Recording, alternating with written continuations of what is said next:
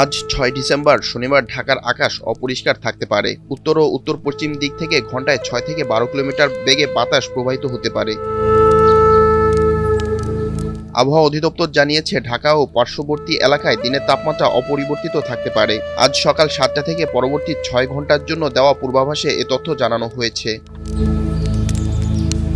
আবহাওয়া অফিস আরও জানায়, আজ সকাল ৬টায় তাপমাত্রা ছিল ১৮.৪ ডিগ্রি সেলসিয়াস এবং বাতাসের আর্দ্রতার পরিমাণ ছিল ৬৫%। গতকাল সর্বোচ্চ তাপমাত্রা ছিল ২৮.৯ ডিগ্রি সেলসিয়াস।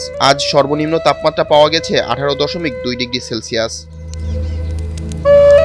পূর্বাভাসে বলা হয়, আজকে সূর্য অস্ত যাবে সন্ধ্যা ৫টা ১১ মিনিটে এবং আগামীকাল সূর্যোদয় হবে ভোর ৬টা ২৯ মিনিটে।